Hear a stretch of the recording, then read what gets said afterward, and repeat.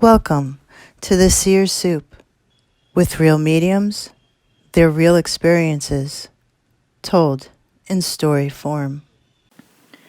Today's story comes from a book called That Reminds Me by Ernest W. Oaten.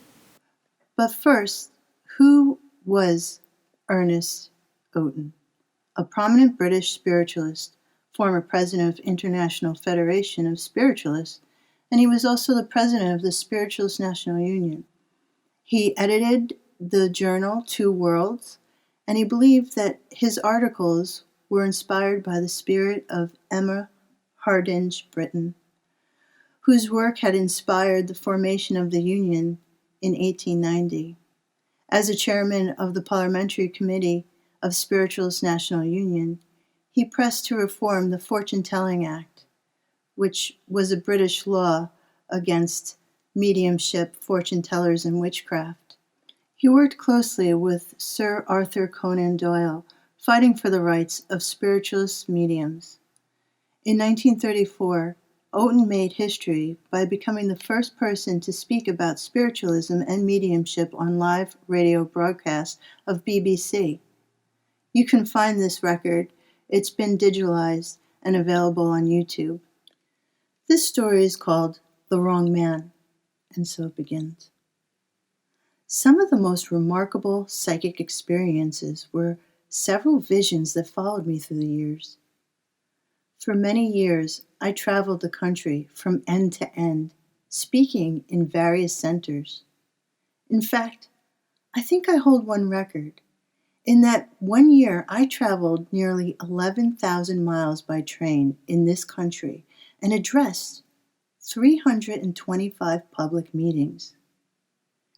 In the course of my journeys, I frequently would be met at the train station. For many years, I always had a vision on a Thursday or a Friday of an individual who would be meeting me on that Saturday. I've taken many scores of people by surprise by dropping straight out of the train, going right up to them saying, "You're waiting for me, aren't you?" It was not the case of recognizing everyone. I didn't previously know them. Often, some strangers were sent by a car or another vehicle to meet with me, and on one occasion, even a tandem bicycle. Those who I've never seen or met previously. Yet, it never failed.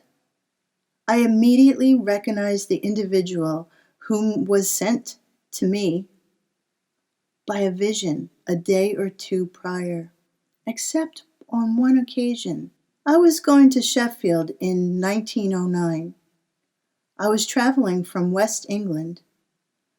I had never been to Sheffield before, and I had a vision of an elderly man. He had a sparse build, with white hair and a slight bend. I fixed his features in my mind, and I was sure I would know him instantly. Once I arrived, I got off the train. I looked up and down the platform, and I couldn't see the man that I had envisioned. I was thinking maybe he was delayed and would arrive in a few minutes, so I sat down and waited. A stout, heavy-built man was walking up and down the platform. Every now and then he peered at me curiously. I wondered what was particular about my appearance. Nearly half an hour went by. There was no sign of the man in my vision. The stout man stepped up to me and asked, "Is your name Oaten?" I replied, "Yes." "I've come to meet you." I looked at him suspiciously, and I replied, No, you haven't. You're not the man that should have met me." He said, "I've come for you."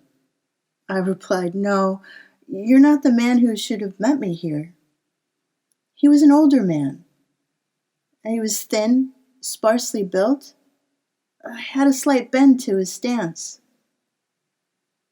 The man replied, Oh, yes, that's Webster.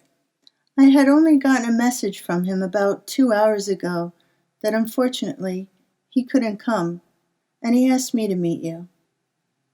Well, I was satisfied as he ended up being one of the officers of the church, and it built a friendship that lasts many years between us. The change of plans that had came to me a little late for my friends to give me a new vision, for I must have already been on the train. I travel very little now, but for 30 years, that strange series of visions have always led me right. This next story is called Phone Clairvoyance, and so it begins.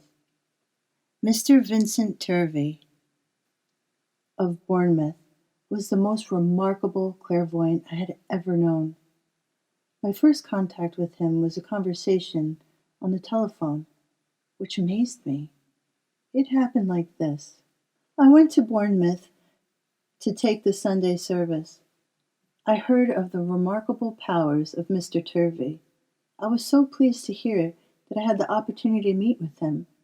It was announced that following my address at the church, he would follow with his mediumship demonstration.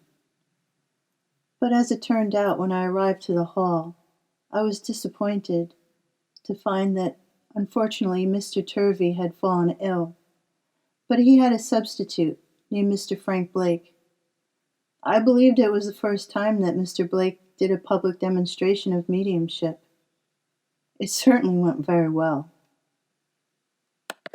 I stayed the night in Bournemouth, and the following morning I made small talk with Mr. Harry Hiscock. He was a gentleman that ran a fruit and vegetable stand right outside of the hotel. That morning, he had asked me if I met with Mr. Turvey. I replied that I was sorry that I hadn't been able to meet him, and I had only a half hour to catch the train. Mr. Hiscock said, "Well, I'll get him on the phone." Harry spoke into the phone, saying, "Mr. Turvey, I'd like to introduce you to Mr. Oaten," and with that handed me the phone. I said, "Good morning, Mr. Turvey." He said, "I'm pleased to see you," which I replied, "That's a funny remark since you're miles away." He said, "But I do see you." I said, "But you can't see me through the phone." He replied, "Oh, yes, I can." And with his reply, he also mentioned that he could see me dressed in a brownish suit. And he noticed me wearing a gold chain across the front of my waistcoat. And he also told me in the middle hangs a silver medal with a gold center.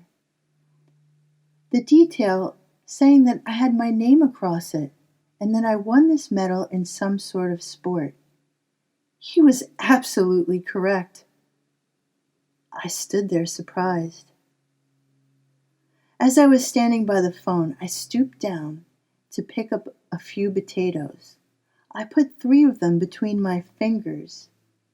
Almost instantly, Mr. Turvey said, "I saw you pick up those potatoes. Hold them up. Let me see how many are there." "There are 3. I was frankly astonished. And putting them down, I picked up another vegetable. Mr. Turvey was able to tell me I was holding a beet, but he also let me know that the top had been cut away only to leave a stump.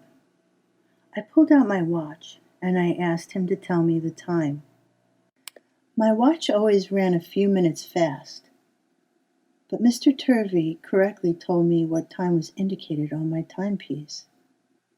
He next gave me a description of a young lady that I would be meeting in a few hours. He described her as being tall and dark and rather frail in build. He said that her name gave him a scent of herbs. It didn't strike me what this could even mean until I returned to Portsmouth. The services there were conducted by a Miss Ruth Sage. I don't know whether we'll get another clairvoyant like Vincent Turvey.